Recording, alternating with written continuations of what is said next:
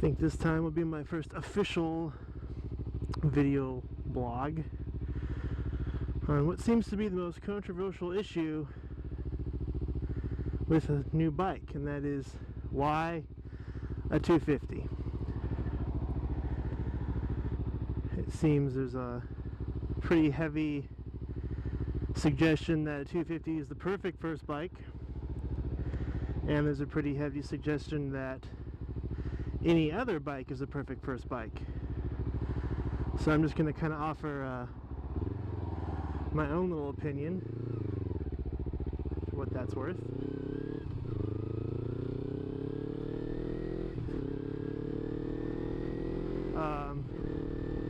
I think a 250 is the most optimal first bike, and I have a few reasons for that. Ooh, it's a little windy today.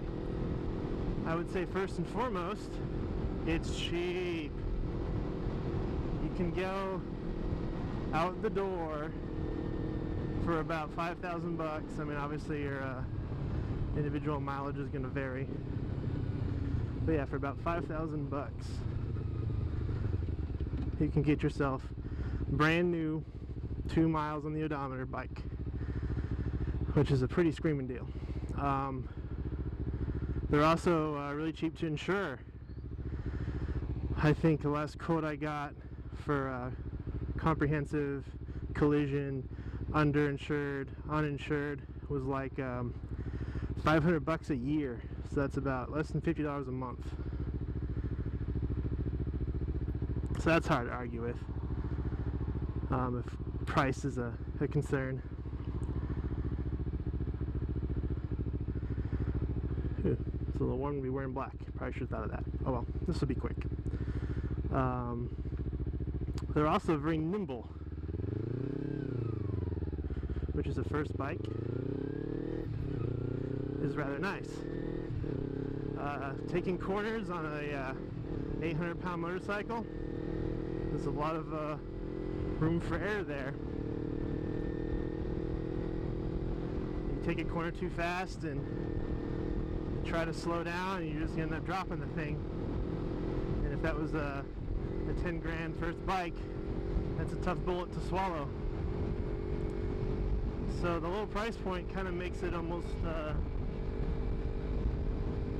I don't want to say make you more likely to, or more courageous, but it definitely gives you an edge with regard to how much you're going to be willing to practice, and really how safe you're going to be when you practice.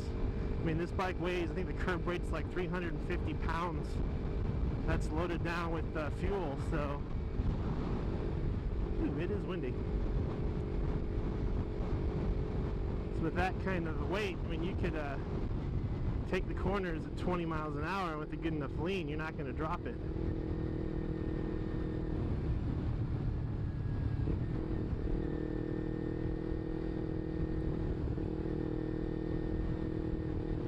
I know before I took the class, I had never ridden a motorcycle my entire life, so the safety factor was definitely a heavy play in what I was going to decide to ride for my first bike. With that nimbleness comes, it's just more fun. I mean, you know, feel like you're chucking around a boat. You know, and sure, a huge SUV could be a good ride, but it's not necessarily the most fun one. If that was the case, PT Cruisers wouldn't sell as well as they do. And because the gear ratios on the 250 is so low, I mean, you just rock it through these gears and you can grab a handful of throttle on every one, and you're not going to wheelie yourself off. Not going to accidentally pull too much in, throw the bike over your head. It's really forgiving in the regards that you really can't hurt yourself on accident with the bike. I mean, obviously you can hurt yourself on accident, but it won't necessarily be the hardware that caused it. It might be just you try to do something that you just flat out shouldn't have been doing. And I know the number one argument is, you know, I'm going to get on this bike, it'd be fun for maybe a week or two, but then I'm going to want to upgrade. You know, I want some more power. Once you get a better handle on things, you're going to think, the 250 doesn't accelerate off the line very fast. Max speed isn't high enough for me, which is kind of a crazy thought, in my opinion. But these are just what people are going to start thinking.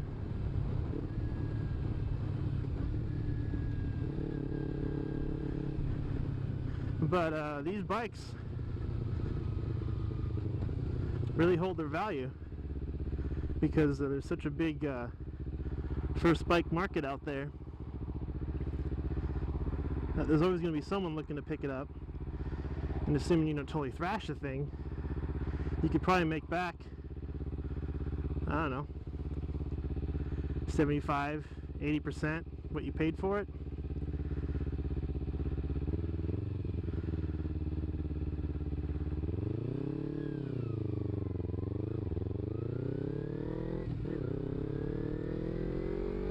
Which is a damn good deal to me.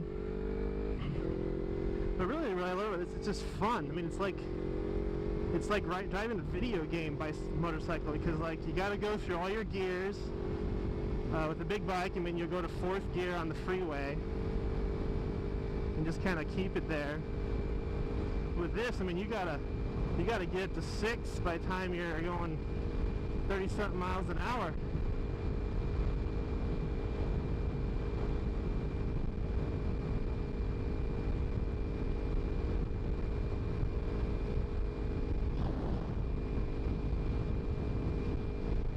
So it's like I love just taking off this line, going to the second, throwing to the third, throwing to the fourth.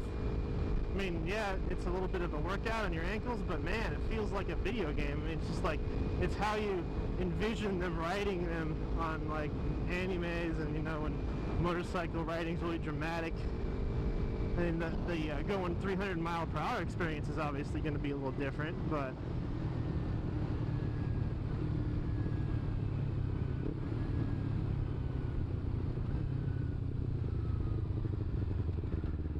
the visceralness of throwing your bike around and kicking that thing up to speed is going to be the same.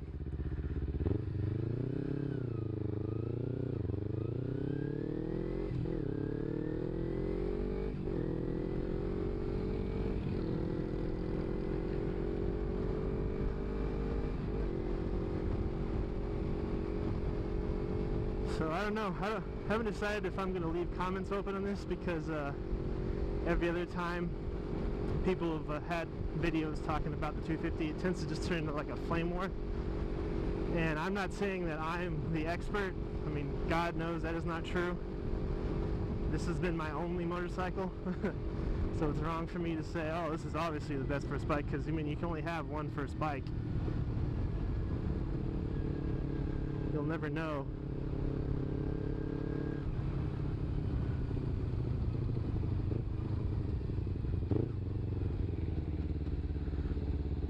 But that's just how I feel about it.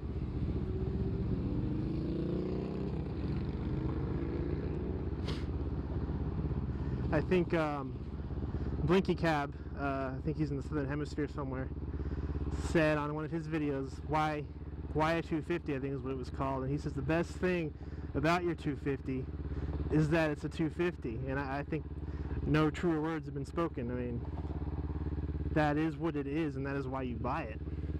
And I feel me and my wife, we both have these, and I'm pretty sure we made the right decision for us. So